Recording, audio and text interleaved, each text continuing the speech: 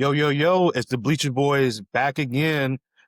We are here to cover week 5 of the NFL season. Sorry, we took a couple weeks off. Life has been busy. We've been making moves. We've been doing things, life transition. Maybe we'll get into that to another podcast. But, Gab, buddy, how you been doing? Man, living the dream, living the dream. Life's crazy right now. It's busy. Holiday season coming up. Just hey, out here just trying to make a dollar however I can make it. But I can't hear complain, you. man. How about you? I'm good. I'm in some transitionary stuff in my life too. Like I said, we can cover that on a maybe like a back on a Sunday podcast where we have a little bit more time. But we're trying to get this in. We got the Chiefs and the Jaguars coming up in like 45 minutes. We're 6:30 Central Time, 7:33 East Coast time where Gavin's at, and dirty near the Atlanta area. But man, let's jump right through this. Let's try to man, this was actually a very good football week. We had a lot of games that came down to the wire, a lot of games, a couple teams getting off the snide, getting their first win of the season. We got some rookies making moves. We got some guys reconfiguring their career. We got some teams that nobody really had, being impressive, looking really impressive this year. I think what was it, the Steelers and the Steelers and the Falcons were had a bye week this week, so they were the only two teams that didn't play.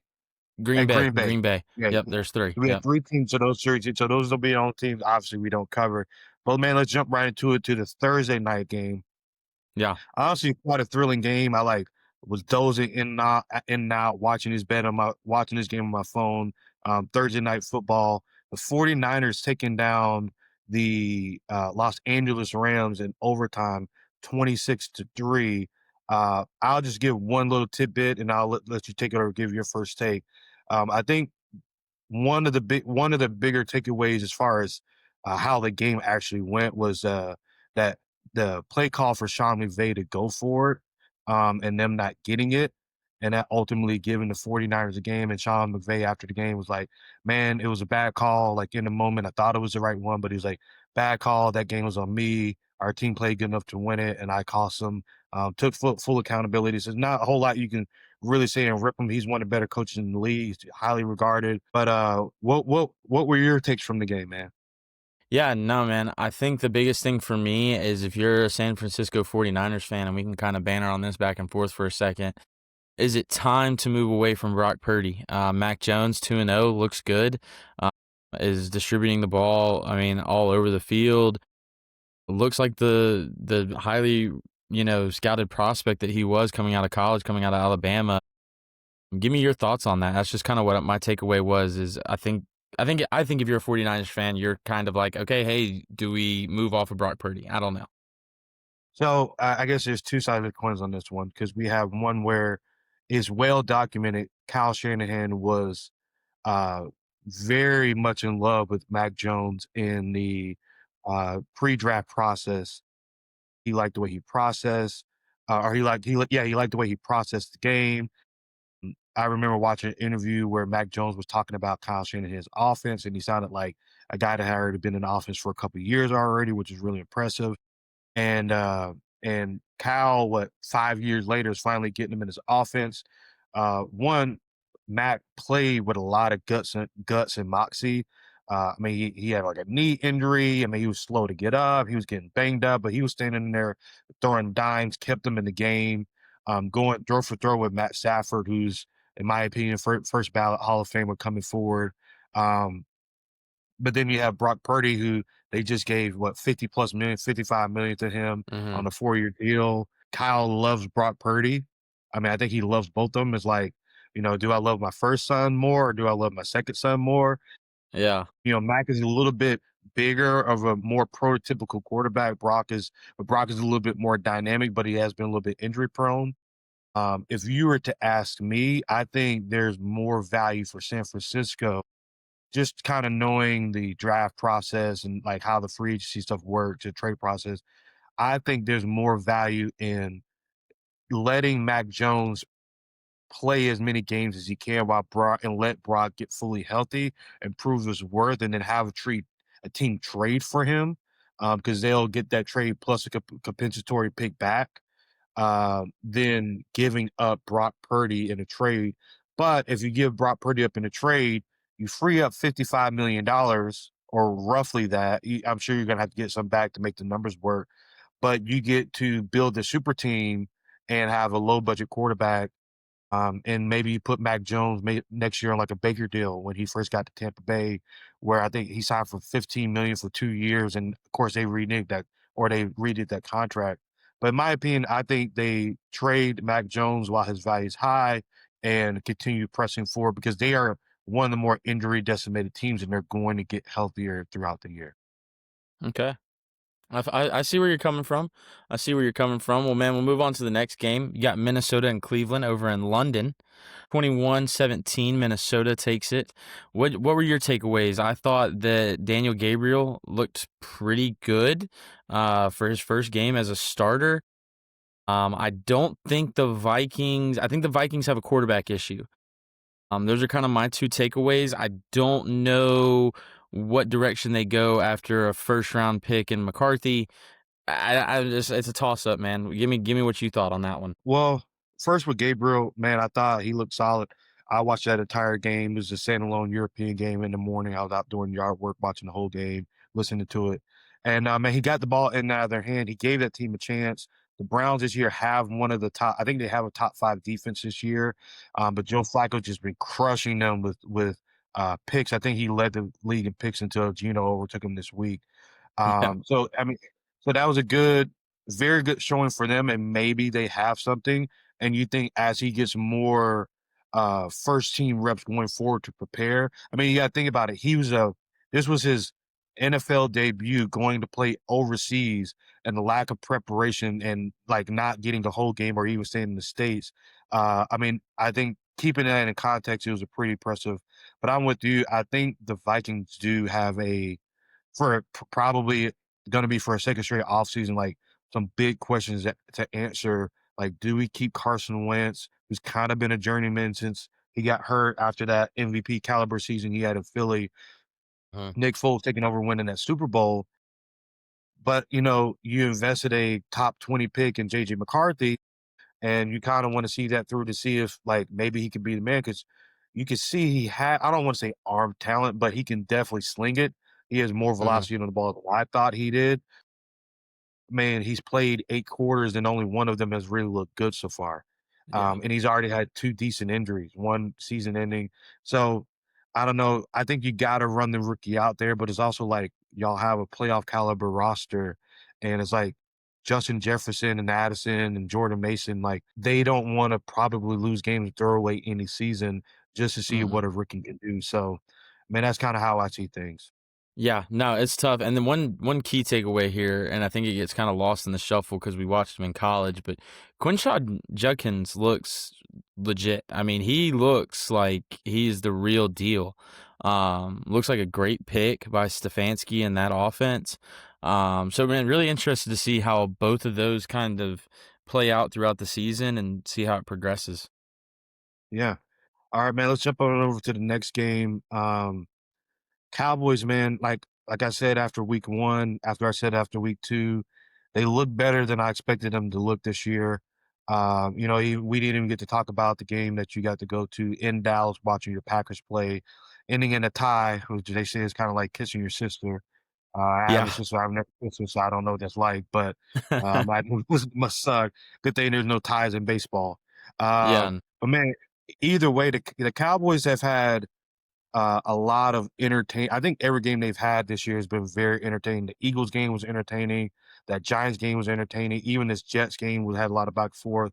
My takeaway from this game is if the Cowboys somehow get to 10, probably 11 wins this year, which is going to be a stretch, this might be Dak's MVP year because there is not a quarterback playing better than Dak is right now. And there's not many players, period, playing better than Dak right now, which as a Cowboys fan and Jerry Jones, I'm glad you're probably happy to see he's earning every bit of that highest paid player in the league moniker. Yeah, no. I kind of have And two and takeaways. what he's doing this without CD for like a game and a half too, which is very impressive. Yeah, I kinda got 2 takeaways from this game.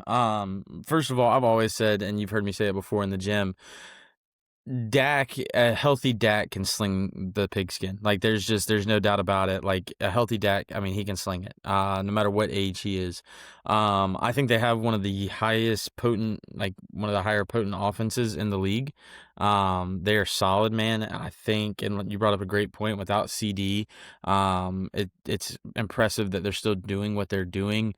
The other takeaway I have is, if you're a Jets fan, and I have a couple people that are Jets fans that I'm friends with, and I've heard them say they wish they had Saleh back, with how poorly the defense has been playing, and what you have, it's bad, man. It's bad. I mean, they couldn't stop a tight end. They couldn't stop Jake Ferguson on bump routes, on slips. I mean, it was just bad. It was just tough to watch.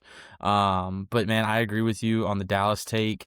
New York's going to be in a tough position, and I really hope Aaron Glenn gets it figured out. I'm a fan. I like him. I think he can. I think he's a good coach. But we'll see. We'll see how it shakes out. I think Dallas is poised to kind of make a little playoff appearance. I have just one take on the Jets, and like I said, I'm a fan of Aaron Glenn at the moment. I think he is slowly changing the culture. If I'm being optimistic, which is why I want to be with this team, because I've watched some of their games, and they've been competitive, especially on the offensive side in a lot of their games. Their defensive side, their defense is they do have about 5 defense this year. But I just think back, Aaron Glenn was there in Detroit Hmm. when Dan Campbell took over his first year, and I think they started out the year 0-8, and then they Hmm. finished, I don't know, like 4-3 down the stretch, and you could see them taking strides over, and then, like, the story that they're living now started that next year after that. And then that 3rd year of Dan Campbell, they go out, beat Kansas City to start out the year, and the NFL knew they were gonna be a good team, putting them against Kansas City, who had just come off of a Super Bowl.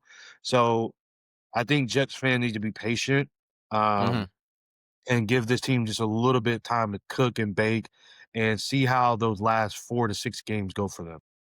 Absolutely, absolutely. Well, man, on to the next one. We'll go to Las Vegas at Indianapolis. An absolute belt to ass game by the Colts, 40-6. Couple takeaways for me on this one. Indianapolis looks legit. They look very solid. Jonathan Taylor looks like he is the truth. He looks like he is full-fledged back. Daniel Jones looks like he's here to stay. Tyler Warren, the rookie tight end, looks really good, and Michael Pittman looks really good. On the other side of the ball, Geno Smith, just I like Geno. I mean, I even picked him up in fantasy, but it's time for Las Vegas to find their quarterback. And here's a conspiracy for you, and you tell me what you think. Las Vegas tanks this season. They finish it out. They go ahead and they start the early tank. They go and they still make the play for Arch Manning with Tom Brady in the front office. And I know Arch Manning has not had a great year this year, but they go and they try to get a Arch Manning, or like a, what's the kid from Oklahoma, whatever his name is. You go get your quarterback for the future, and for the next 4 to 5 years, you have Deontay Thornton on the outside, Brock Bowers, Ashton Genty, and your franchise quarterback, and the Raiders are here to stay. That's my conspiracy on that. Give me your thoughts. So I'll work from where you are, get back to the Colts. Um, I have my own theory on the Raiders because Geno Smith has been boo-boo this year. There's no other I don't think there's a quarterback under 40 years old that's playing worse than him. The only other one that was playing worse than him was probably Joe Flacco. Geno's literally thrown away 2 games off the top of my head, maybe even 3 games away that they could have had. Genty is starting to come on. He's not Mhm. quite there yet, but he is starting to come on. They have good weapons on the outside. Thornton, Brock Bowers, hopefully I know he's dealing with a PCL injury or MCL, Mhm. I think an MCL sprain. So hopefully he takes the time off and gets healthy. I know he missed this last week. He's killing a lot of fantasy owners this year, being number 1 tight end off the board.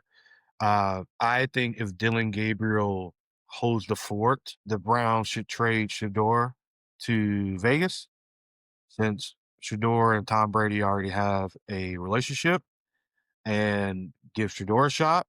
And trust me when I say I'm not personally not the biggest Shador fan, but I at least want to see what he has or what he doesn't have because he can't be much worse than what Geno's doing. Yeah. Traded for a traded for a sixth round, seventh round pick. I mean, he's a winning the fifth. He's a third round quarterback, so he can't go any higher than the seventh round pick. Trade your seventh round pick for him. You know, give him a couple weeks to learn the installs. Throw him out to their last 4 or 5 games. See if you got something. You're probably not going to finish any worse than you are with Geno.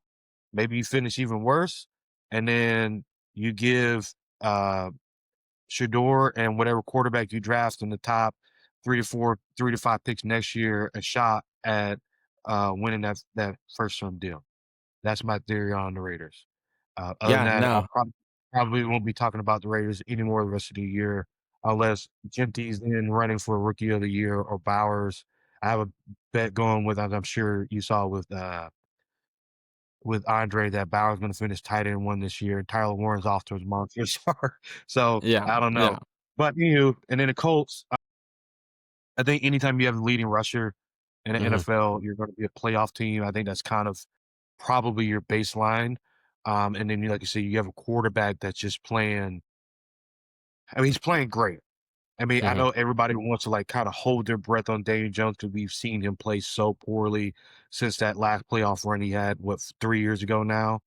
Mhm. But they overwhelmingly have the weapons, and their defense has been great. And I've always liked Shane Steichen. I always felt the Colts were a quarterback away.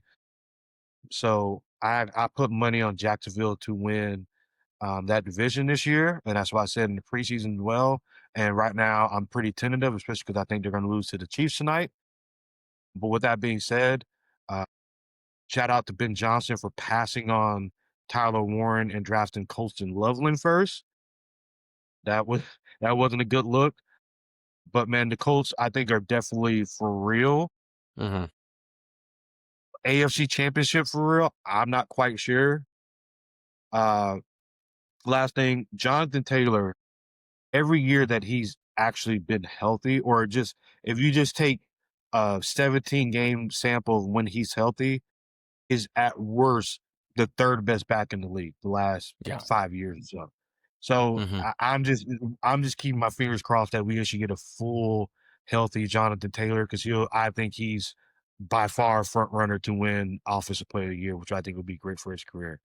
Yeah, absolutely, But absolutely. man, let's keep pressing forward as I'm pulling up to the Dolphins and Panthers game. I'll keep my take quick on this, but Panthers take them down 27-24. Good on the Panthers. Their offense is starting to come alive. I saw Xavier Legette got a touchdown, got some good catches. I think he was their first second round pick last year. Second. And second, yeah, and he's Yeah. starting to come alive. He's been more famous for his press conferences and Yeah. social media on the field play. Ted McMillan has looked, good as a first round draft pick, especially with man. I'll keep this short, but I saw um, Bryce Young walking out of the tunnel, and he had a book bag on, and he looked like the starting quarterback for a JV Florida high school team walking. He's so small. And I shrug. I don't like, he's just a small, and two is even bigger than him. But Miami's offense still look good. They're gonna be without Kyrie probably for 2 years, definitely the rest of this year, obviously. But to see their offense heading in the right direction. Although I don't know if you saw that clip of Mike McDaniel looking absolutely dejected after the game. But he was walking it was right after the game. He was walking through the tunnel to the locker room, and he just looked like somebody ran over his dog. And Mhm. my first thought was when he inevitably gets fired, somebody is getting an amazing offensive coordinator because he will be hired before he's fired as an offensive coordinator somewhere. But yeah, no. No, absolutely. I can keep my take short on this as well. Same, I'm right in line with you. I think it's just a matter of time for McDaniel to go. Carolina did the offense looked better. I thought Miami's offense looked better. How about Darren Waller coming out of the woodwork and revitalizing a journeyman type career? And now he's like the primary red zone target. Um, Interesting to see those two teams. I think will be at the bottom of their respective divisions, and interested to see how it plays out for them the rest of the season, and then what they do in the off season, I think is going to be a big tell for them. And it's kind of crazy that, we're sitting here and after week 5 and we're already talking about off season for some teams, because you just see the writing on the Yeah, wall, but that's just yeah. how it is now. Well, man, we'll keep it pushing. The next game on the docket was New York at the Saints. The Saints come out with the win, 26-14. Kind of surprised me. I definitely thought that New York was going to go in there and catch a dub. But man, not too many takeaways. I think New York without Malik Neighbors is going to be tough. I think if they would have had Malik Neighbors for the remainder of the season, I think it could have been a really good thing. I do think that New York has something though in Jackson Dart and Cam Scatterbo. I think there's something there. The defense doesn't look awful. On the New Orleans side, I'm kind of surprised by Spencer Rattler's play, especially after they went and drafted the Tyler I suck guy. Well, What's his? Yep, I sure. should say I suck. Yeah, yeah. But Spencer Rattler's looking good, man. You got a weird running back room down there in New Orleans. I know there's a bunch of rumors swirling around about Kamara getting a trade. Um, Give me your thoughts, man. Give me your thoughts on what's going on down there. I'm not I'm not completely shocked by Spencer Rattler because I watched their last 4 or 5 games last year, Mhm. especially when he took over the starting role, when Derek Carr went down, and you could see that there was something there. And I think and I'm not a Spencer Rattler fan whatsoever, but I follow, like, a little bit of stuff with the Second Chance U and South Carolina stuff. But I think for him to go through all this, I think he's had, like, a lot of growing pains and faced a lot of adversity, and the fact that he's still standing is not completely shocking me that he's wheeling and dealing this year, because the Saints do have some weapons. They got the tight end, they got Olave, they got Kamara, I forget the backup running back's name, and they got a good off another thing, they have the Eagles offensive coordinator the last year as their head coach, and I think Yeah. that's a big plus from what they had last year, with both their head coach and both of their coordinators getting fired, before the season was over. Uh, I think because the Giants have, I believe, 3 first-round draft picks on their D-line, so I think their defense is going to get better throughout this year, be an elite defense Mhm. next year for sure. I actually thought they were gonna be closer to an elite defense this year. It was a great defense, but it hurts your defense when you have as many turnovers that they had on the year between Dart and Russell Wilson. Um, Mhm. I would I definitely think they have something in Jackson Dart, and I think they should ride him out for the rest of the year. I know a lot of people are thinking that, a lot of teams, like, maybe the Bengals wanna go after Jameis Winston, but honestly, I'd be trying to get rid of Russell before I got rid of Jameis. Um, I just would like Daboll to rein in Jackson Dart a little bit more because he doesn't have the weapon just to be slinging it all over the place, and some of Mhm. those interceptions are just, like, real true I know he's a rookie, real true rookie mistakes, so, like, let's get let's get some schemes to get some guys open better, if Daboll has that in them to make Jackson Dart life a little bit easier as a rookie quarterback. Keep things Yeah. simple, let him just go out there and play full speed, and keep the thinking down to a minimum. And I could really see them making a trade in New York. There's a target that a lot of people I think keep forgetting about, as far as when it comes to with all these receivers going down. That is I feel like a pretty steady guy and has been in the NFL for a couple of years now. But Jacoby Myers, people forget he wanted out of Oakland early on in the season. Well, I don't know. Maybe he saw the writing on the wall that we didn't, but he wanted out very, very early. So I could potentially see him getting moved somewhere for some picks or even to a contender. I don't know, but there are some teams that definitely need some receiver help with the injuries that you were having. I mean, and people were just, it seems like dropping like flies all over the NFL. But yeah, nah, it's going to be interesting to see how this season progresses. Yeah, so let's jump into at least the next game in my order, which was the Broncos taking Hmm. down the undefeated Eagles 21-17. Um, Now I'll go first on this one because this game was really the tale of two stories.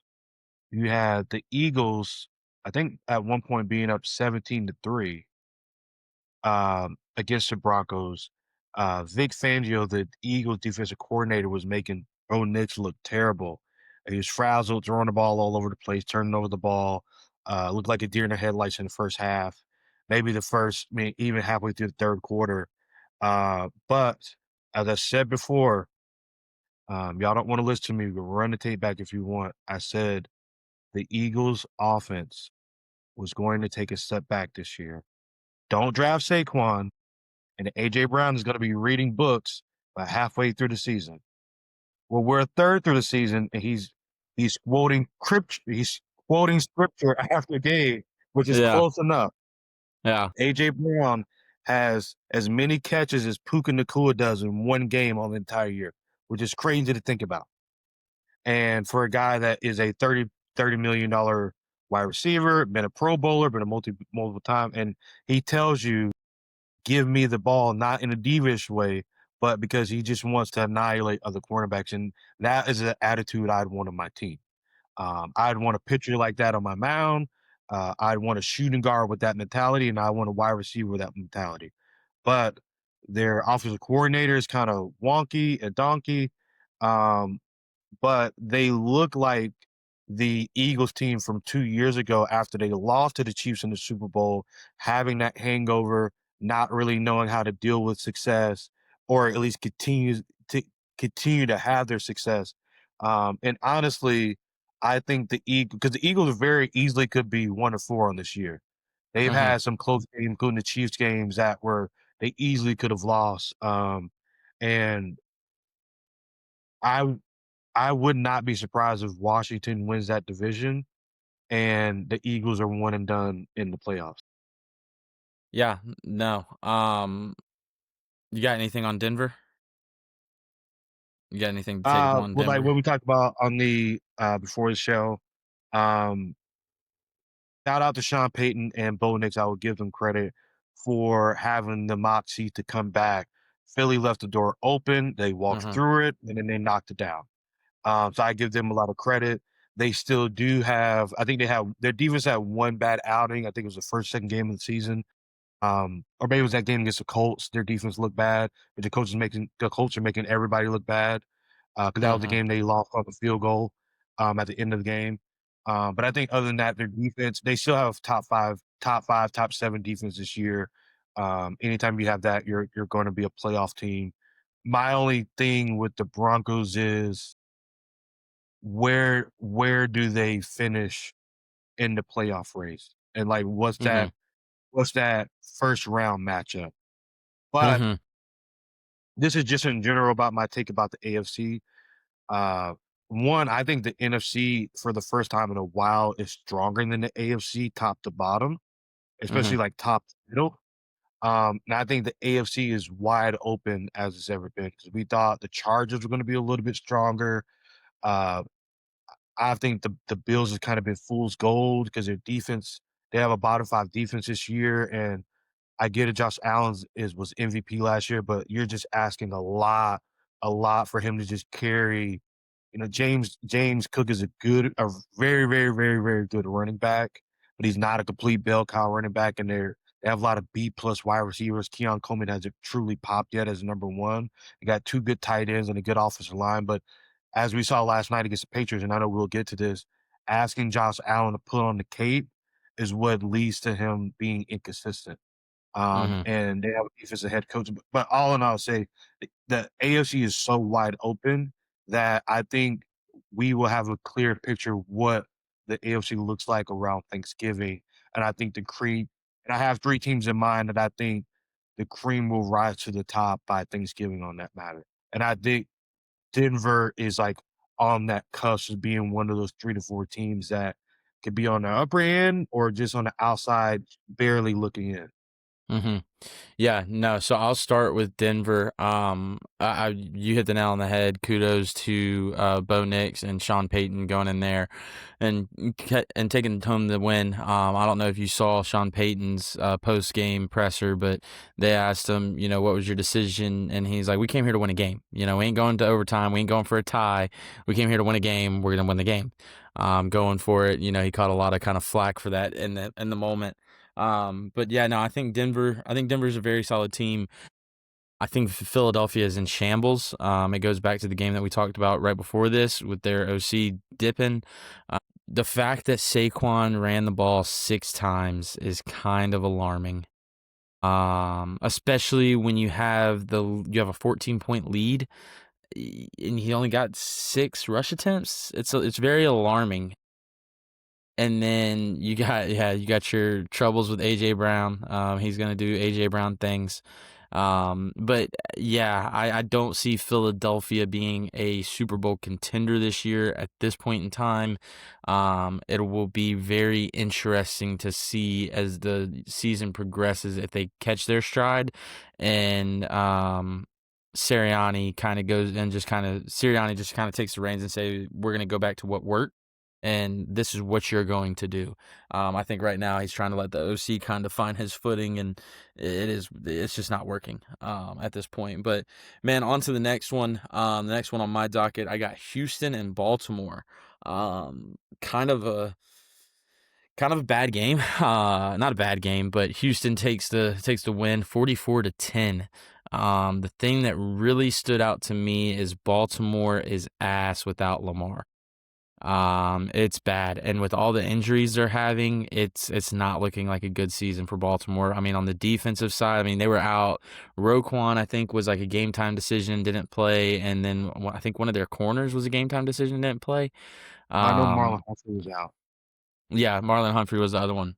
So a lot of injuries there. But on the other hand, and we kind of talked about this, pre-camera, off camera, is it more so Baltimore is bad without Lamar, or is Houston kind of finding their stride? What's your take on that?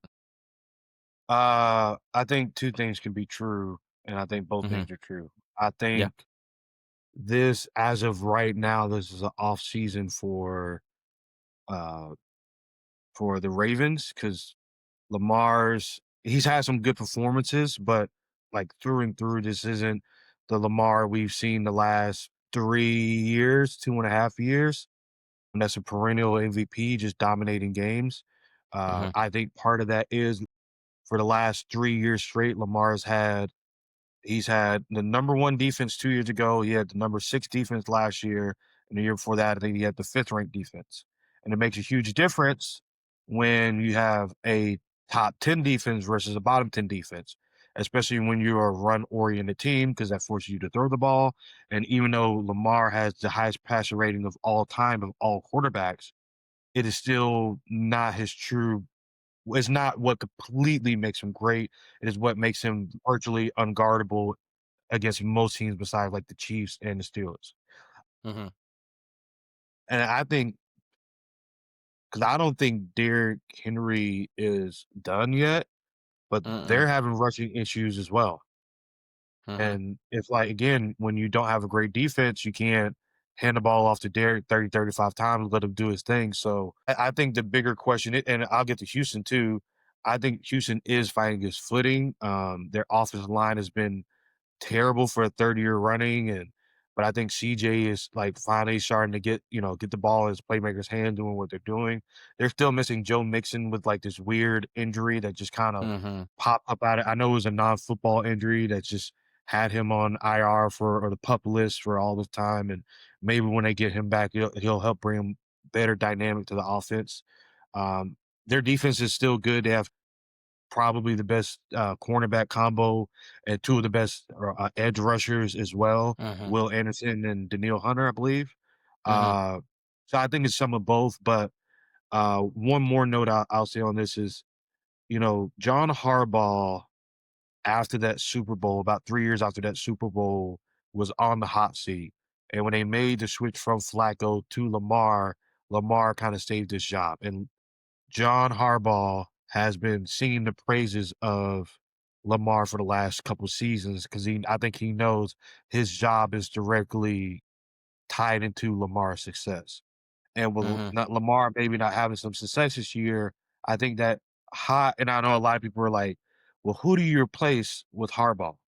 It's like at some point, just even kinda like the Steelers outside of this year, it's like, sometimes you just gotta get a new voice in there because he's been there he's the longest tenured second longest tenured head coach in the NFL right now behind Mike Tomlin, I think by 1 or 2 years. So it's like at some point, maybe there needs to be a coaching change to get them over the hump because they keep coming short of their goal, which is winning a Super Bowl with Lamar. Mhm. Mhm. Yeah, no, it's gonna be interesting. It's gonna be interesting with that. But take us to our next one, man. So the next game on my docket is the Tennessee Titans taking down the Arizona Cardinals 22-1. Mhm. Uh, I watched this game. It was an entertaining game because it was back and forth.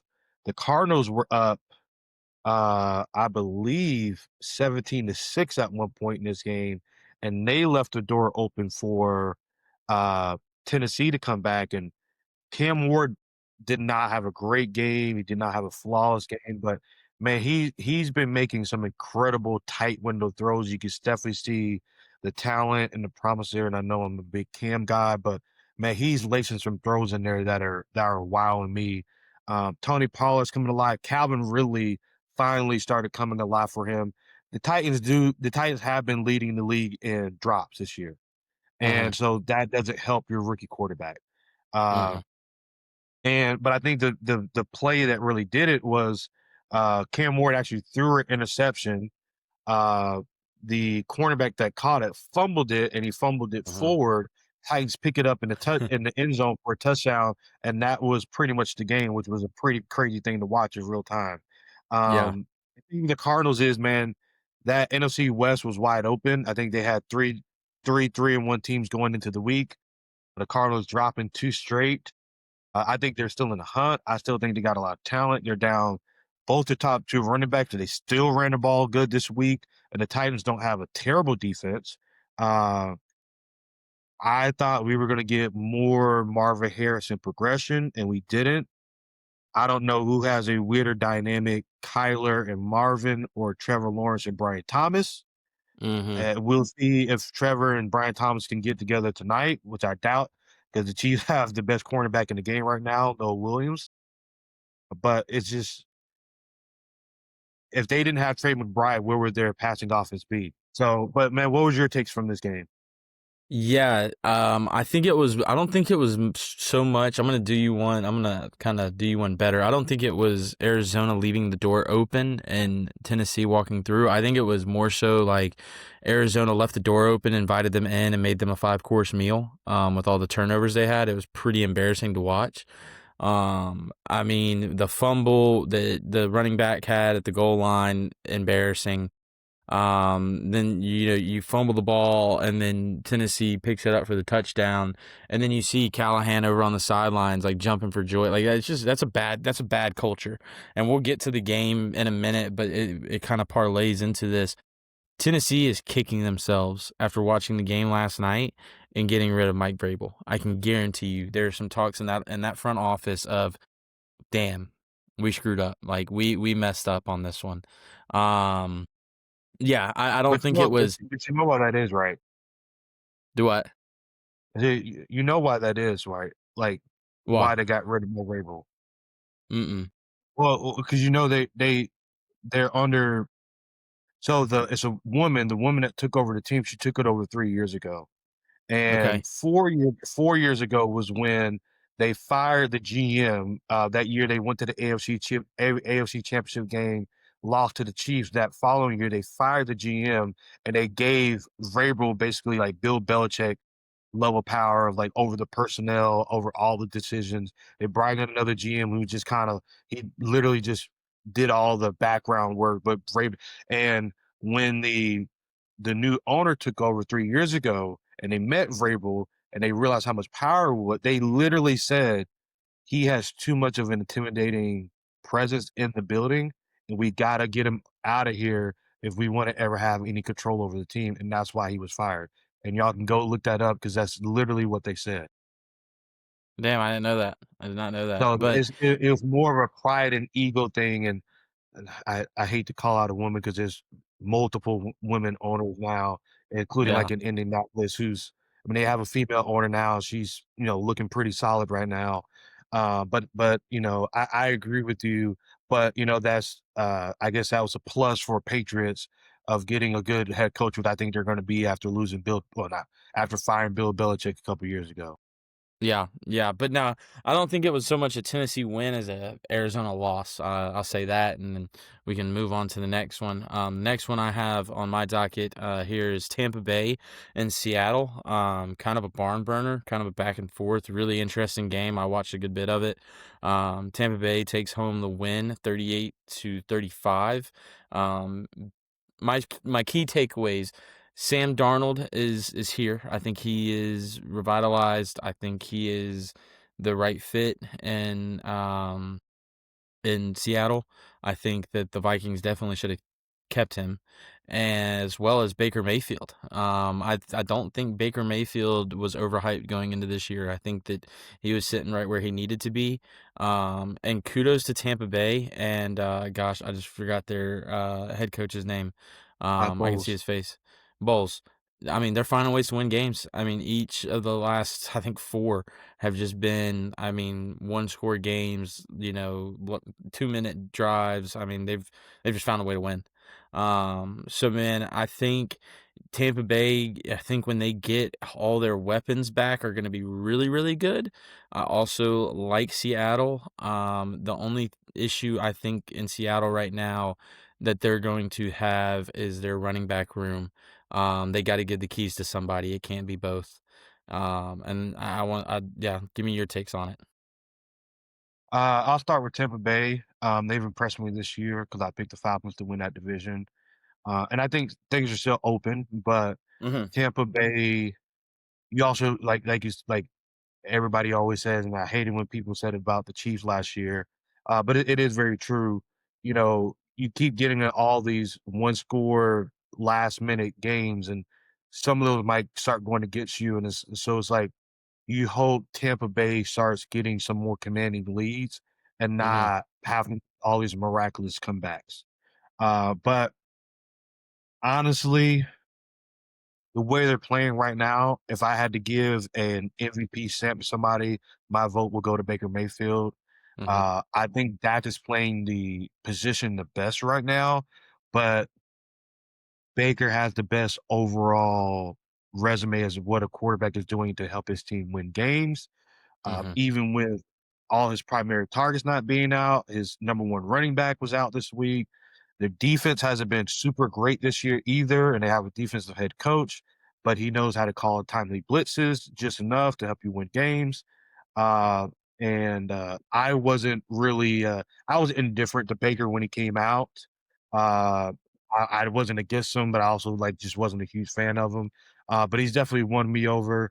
I would love to have him on my fantasy team, and then moving over to Seattle again. I picked them to win AFC West. I think they're still in the running for that. I think they're going to end up having the best defense in that division.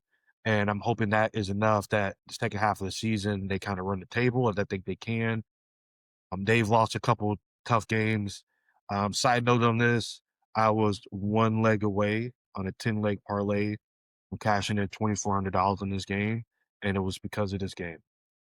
Mm. Uh, Seattle was minus 3.5, and when he threw, well, I think because Emeka had the last touchdown again, right?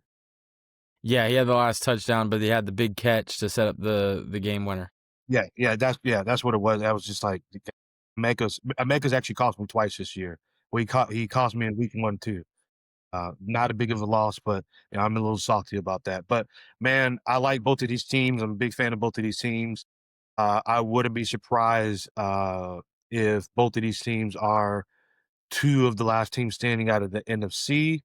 Definitely expect them to both win at least one playoff game this year. I think the Buccaneers are continuing to move in the right direction as what Tom Brady started. And I think Seattle is on an upward trajectory to get back to the top of the NFC West, which they haven't been since like Prime Russ, like 6, 7 years ago. But this was definitely one of the better back and forth games. And shout out to Ohio State giving us two of the better best young wide receivers in the game, and Emeka Buka and Jackson Smith and Jigma. Neither one of those guys are big guys. Neither one of those guys are like barn burner, but they're just great route runner, great hands, and play the position very smartly. And two of the greater talents we have in the game at wide receiver. Love watching both of them play. Yeah, absolutely. Well, let's get to the next game. We had Detroit going into Cincinnati to the Joe Burrowless Bengals and taking them down 37-24. Uh, a little side note on the Lions, Montgomery and Gibbs broke the all-time record for uh, running back tandems to both score in the same game and doing it 14 times in a row. So shout out to them. The Lions after week 1 have really been kind of running the table. They really look like they don't miss either coordinator from last year. Granted, their defense is a lot healthier. Their Mhm, offense looks just as dominant. I saw a stat that they have the most points through 5 weeks in franchise history, and I think also maybe NFL history as well. I had to fact check that, but still, I know for sure they lead the league this year in most points per game. mhm. Most total points scored, excuse me. So man, they just look dominant. Jared Goff is spinning it. Amon St. Brown continuing his dominance. Laporta is a solid second, third receiver in that game. You still have Jameson over the top, and we have Gibbs and Montgomery both healthy and an offensive line healthy. Man, the Lions are hard to beat, and it's like again with the other NFC team, it's hard not to see them making a good playoff run. That's why I think the NFC is stronger this year. And then on the other side, again, people stop drafting the number one position player at their fantasy from the previous year because always something comes up. It had Mhm, nothing to do with Jamar Chase, but I just something always happens to the number one and normally the number two guy. Jamar Chase, he's still getting busy, but way off the pace of what he was last year. T. Higgins looks like a very overpaid number 2 wide receiver when you can't get the ball to him. They mhm, paid Mike Gesicki. He's not even a top 10 tight end this year. I think Chase Brown was a lot of people had a lot of hype for him coming in this year, being how he played last year. He's been a bottom 5 running back, point blank period this year. The Bengals are gonna have a lot of questions to ask. It's like, if Joe Burrow has to cover up this many blemishes for your team, it's like, do you need a head coach because you need better structure around Joe Burrow? But it's also like Joe Burrow was the one that kind of asked the franchise to pay all of his offensive guys, even though they use a lot of defensive resources in the draft. But it's just like, man, where do the Bengals go next year? Does Joe Burrow become a Carson Palmer and actually get out of there in a couple of years? Man, what is your take on both of these games? Or not really the game, but both of these teams going forward? Yeah, no, I think Detroit is the offense is just high powered engine, man. It's firing on all cylinders. I'm a huge, I'm a Packers fan now, of course, due to the misses, but I like Dan Campbell. I'll say it. I mean, how do you not buy stock in that guy? And I think it's a testament to who he is, showing the league, like, hey, and showing the world, like, hey, I know we lost both of our coordinators, and I know you think we're gonna suck, but we got something for you. Like, and the stuff that they're pulling out of the hat. I mean, you got David Montgomery out here throwing passes. Just kind of wild. I'm curious. I'm really interested and intrigued to see them progress throughout the year and just see how much better they get, because I don't think you can get you're not getting worse. You're just going to get better as the season goes on. I hope everybody there stays healthy and, all that. Cincinnati's in shambles, man. I think there's a lot of questions coming at the end of the season that are gonna have to be answered, and that I would not wanna be in that front office. I don't know if that is in the case of a fire sale. I don't know what it is, but it's bad. It's real bad, and I will eat my words where I thought Jake Browning was gonna step in and they kinda weren't gonna miss a beat and what have you. I'm eating my words because I mean, it's bad. It don't look good, and I'll be honest, like, they made a little run at the end and kinda that "garbage time," quote, unquote. That game was a lot there was a lot larger gap in that game than what the final score shows. Um yeah, I don't know. Do we start to see T. Higgins reading books on the side and quoting scriptures? I don't know. Only time will tell. But man, that's all I got for you on that one. You want to move to the next one? Yeah, brother. We got the Washington Commanders taking down the Chargers in pretty impressive fashion.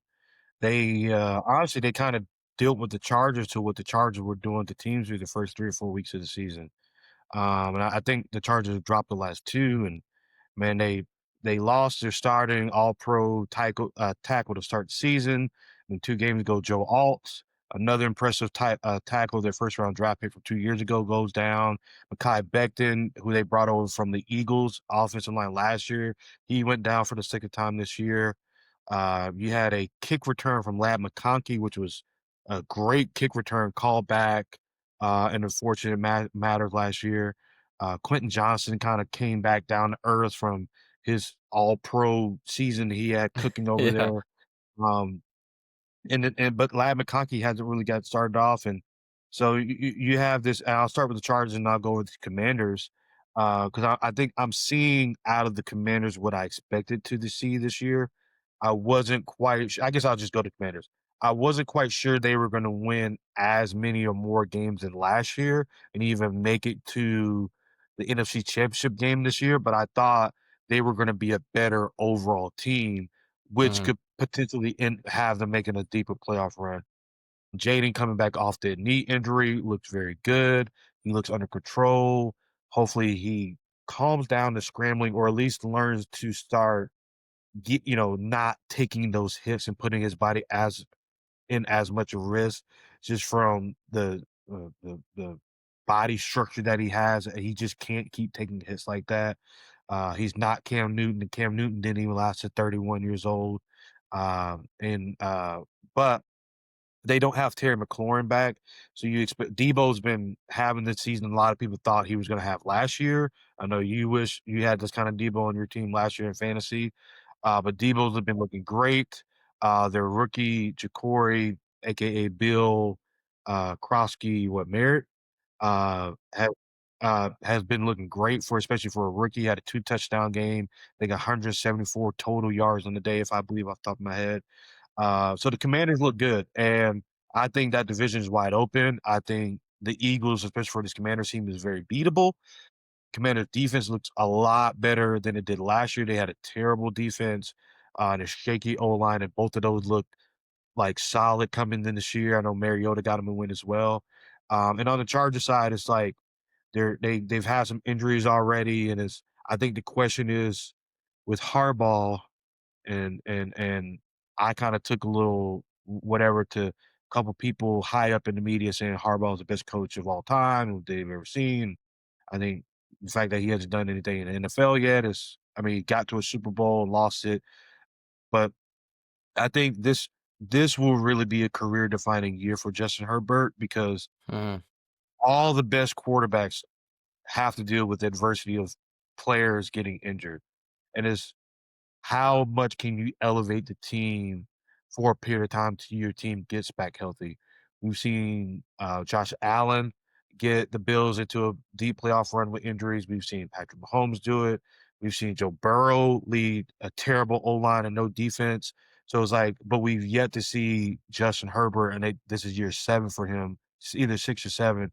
We've yet to see him take that next step to elevate his team even when they're a little shorthanded to get them over the hump. So, will we see it? I'm not optimistic or pessimistic. I'm just here to watch to see if he can get it done, in his division, get his franchise, or will they go back to charging like people claim they do? What's your take? Yeah, nah, the Commanders look good, man. Jaden Daniels look good coming back. I think that they're gonna be fine. I think, like you said, I think the Chargers are kind of coming back down to earth a little bit. Um, Really surprising that Ladd is having the slow start that he's having, especially after last year. I know fantasy owners are in shambles right now about that. But I think time will tell for both. I really like Dan Quinn. I think he's a really good coach. The locker room's behind him. I think a fully healthy Washington team. It could make a deep playoff run. I don't think they're a contender yet. I think they're still a year away, maybe even two, but they're close. Um, I mean, with the Chargers, you hear this hype on them since Harbaugh's gotten there. So for the past 2 years, you've just heard this insane hype, and it's like I gotta see it, man. I gotta see it. Um, but I mean, only time will tell. Like you said, we're just gonna observe and watch, and we're just gonna give our takes on the weekends. The last game I got, man, for you is New England and Buffalo. Sunday night football, prime time. You got Drake May and you got Josh Allen. Um, my takeaway, and we kind of talked about this off camera a little bit before we hopped into all this. The takeaway that I had, and I've seen some people talk about this a lot, and just news today as it was coming out and watching Sports Center while I worked and everything, and on the treadmill at the gym. New England is is good. We kind of touched on it with Vrabel. I like Vrabel there. You talked about earlier Josh Allen having to put on that cape when things aren't going, and they're asking him to put on that cape, and that's when he makes those mistakes. If you watched the game last night, New England and Vrabel did not ask Drake May to put on that cape. They just asked him to go out there and rely on his athleticism and play the game that he loves. And you saw him make some plays last night that you were like, holy shit, like this guy is I mean, and you think about the class that he came out in. I mean, you had Caleb Williams that went ahead of him. You had Jaden Daniels go ahead of him. He was the third overall pick. I mean, he's showing like, hey, any other class, I'm probably the one of one. I mean, the one throw that he had where, I mean, his knee is a nut hair from the ground, and he gets that ball off to Stefan. I don't think New he was England looking. looks good. Yeah, no, New England looks good, man. I don't think their defense is going to be their defense. I think it's going to continue to get better. I think Buffalo's fine. I don't think you're hitting the panic button. I If I could have bet in Georgia, I would have put money on the Patriots last night, and the only reason I just had a gut feeling that they were going to win that game. I don't know why. I think it was kind of one of those trap games where Buffalo's like, "Oh, we're in these cool iced out uniforms, whatever, whatever." And, we got the Patriots. We've owned them the last couple years, and surprise, here you go. So I'm going to softly sit on a high horse right now because I did pick the Patriots, Okay. Yep. and I even had some people in person tell me I'm a little crazy for picking the Patriots because they just didn't see it. Uh, and I know Drake May was like very up and down last year, but I Mhm. thought I saw enough of him. Was he going to have the weapons? Wasn't sure about that, but I think his weapons are good enough. And I think, Mhm. for one, I think this was Drake May's coming out party because to be able to take down the MVP, who is currently, I mean, he's at the peak of his powers. Was it Josh Allen's best game? No, but you're still taking out Josh Allen probably at the beginning, middle, probably in the middle of his prime or so. So Mhm. that was very impressive in Buffalo, which is not easy to do. And again, you get to maybe prove it again later in the season when Buffalo comes to New England. And at Yep. least you got a blueprint of like, is Josh Allen going to have 3 turnovers again? Probably not. So, but at least you have some blueprint of like and confidence, that you can take them down. Mhm. Um, something I tweeted about on Twitter and Threads yesterday is I'm glad to see the Patriots being a contender, at least in that division, because the Bills have just been running shop in that division for the last 4 years Mhm. plus with little to no contention. Even the year when the Dolphins won 12 games and were a couple minutes away from getting their number one seed, Buffalo went snatched that away. Um, and so um, I think, like you said, the defense will get better. They have one of my favorite. I think Mike Vrabel is a great head coach. I think he Mhm. got shortchanged in Tennessee, but I think that he'll come out on the better side of that equation for himself and the Patriots. Um, I think I do agree with you, like you said off camera. I do think they need to get the ball into Travion Henderson's hands a little bit more. But I get it. Vrabel probably trusts Ramondre a little bit more. He's a veteran. He's been a 1,000-yard rusher before, but I think you need to give Travion a chance to just make some stuff happen. Get us some screens, some plays, split him out, see if he can run some slot routes or whatever. Use him like Gibbs or like CMC and just get him in space and give him the ball in his hands. I think it's even crazier. A side note that Ramondre Stevenson and not Travion is returning kicks. Ramondre Stevenson looks like a great running back, but he looks like he runs a 4.6. Uh, and on the Bills side, the Bills defense has been terrible. I think people already forget that they had a major comeback to win that first game week 1 against the Ravens, and we see what the Ravens are now. But they were down double-digit points in that game and had a miraculous comeback. And since then, they beat the Saints. They beat, I think, their opponent before last night's game. Their opponents combined record on the year was like 2-12. So they played Mhm. nobody. Now, her coming into this year knowing Buffalo had the third easiest schedule in the entire NFL, and they were first place team last year, which made zero sense. But all that being said, I think Buffalo is definitely very vulnerable, and it's going to Mhm. be interesting to see how this year plays out for them because if they are too Josh Allen reliant, that cannot bode well for them in the long run. And their defense doesn't seem to do well. And the defense was solid last year and then got worse in the playoffs. If their Mhm. defense is bad now, they're probably not going to get any better in the playoffs. So that's not very promising if you're a Buffalo Bills fan, but they are 4-1 to start the season. So they at least have some breathing room going forward. Yeah. No, man. It was a great weekend, a great Sunday for sure of football. I don't think it disappointed. And then we got tonight, and I know it started. I know it's kicked off because I got the notification. But we got Jags in Kansas City tonight that we will cover next week, hopefully, and we'll keep on keeping on. Yes, sir. Man, it was a great show. Hey, shout out to my Brewers. I know there's not a lot of Brewers fans Yeah, out there.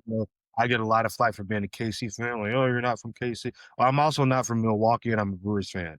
And it's been a yeah, long dog years there. And us being the number yeah. one team and being taking game one versus Cubs, I know they're playing now too. But shout out to the Brewers. They're going to be in the World Series this year. They're going to take out the Dodgers in the NL Championship Okay. or the NL, whatever you call it. And that's going to Yeah. be a great series to see. Shout out to Okay. the small market teams. Shout out to the Midwest, from Florida. But great show, buddy. And we'll Hey, catch yeah, back we'll up. cover. Yeah, we'll cover some baseball next time for sure. Yeah, we got to. I can't say it's been a great playoff so far because there's been a lot of No. blowouts. But but the fact that some teams have just been completely dominant over other teams, I think is a storyline that's within itself. One thing I will say, because I predicted the Yankees and Red Sox series, Mm. I had not really watched Garrett Crochet.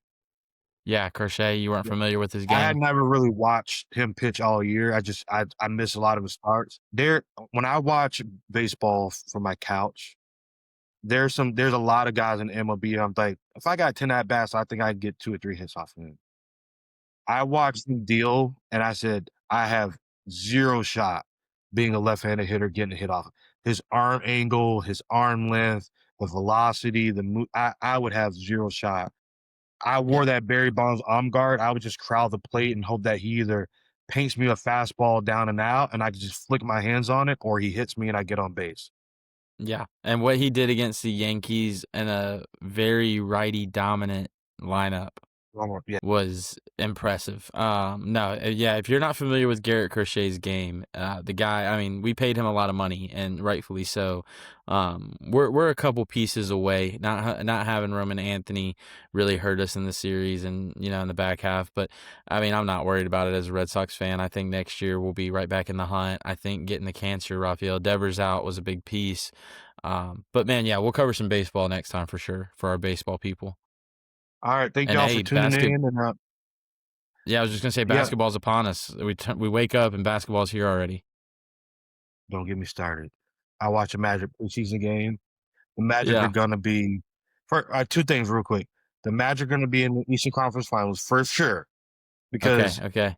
they're Jason Richardson's son looks Mhm. magical, and he's gonna be like the 9th or 10th man in the rock. Paolo and Okay. Franz look and first of all, Desmond Bane, best acquisition of the offseason. I don't care what anybody says. They let Okay. Desmond run point, and Desmond was like was running things. It's gonna make Paolo's life a whole lot easier. Magic, number 1 seed, Paolo MVP, Magic to the Eastern Conference Finals. Jason Tatum already doing basketball stuff on the court Is is impressive. probably might be the second most impressive recovery I've seen since Adrian Peterson coming back 8 months after ACL surgery and Yeah. winning it. If we see Yeah. Jason Tatum on a basketball court this year, I know my dad watches this, so I'm not gonna cuss. I'm a poop a brick. Just for the fact of him getting like, I'm not scared of Jason Tatum or anything. Yeah. Yeah. Modern medicine, because we watch him go down in the playoffs and he's already doing deadlifts and all about it. Modern medicine is great. I'm like, if I I'll get say it for injured, you. Yeah, I'll say it for you. If I see Tatum back on the court this year, I will shit a brick. I was not expecting it when he went down. It looked gnarly. I would be ecstatic. I don't have a lot of hope for the Celtics this year. But we'll see, man. I'm ready for basketball season. I think it's going to be a good year. I think there's a lot of storylines to follow this year. Breaking news a couple minutes ago: LeBron on social media hinted at the second decision. So I think I think this is the farewell tour. when I saw that, I said this is either farewell tour, Mhm. or he's it's a marketing thing from some kind of business venture he has going. My Yeah, money, I something. think I'm 70-30 on this is the farewell tour because Mhm. I always thought when he was going to retire, it was gonna be a huge, big thing. He was gonna let everybody know so he can get his flowers going through the season. Um, but if this is the farewell tour, like, we'll never we'll never see another Jordan. We'll never see another Kareem. Um, we'll never see another LeBron again. Hate him or Mm-mm. love him, we'll never there's a chance we can see another Steph again. Like, I think Yeah, Steph there's a at chance. 6'4" shooter, like, that could be replicated. We're never seeing another LeBron James again. Mm-mm. Although Paolo Banchero's pretty close, but he doesn't have the Okay. freakish athleticism. Simmer Alright, down, hey, simmer let's down. get out of here. Peace. Hey, the Chiefs game, and thank y'all for checking us out.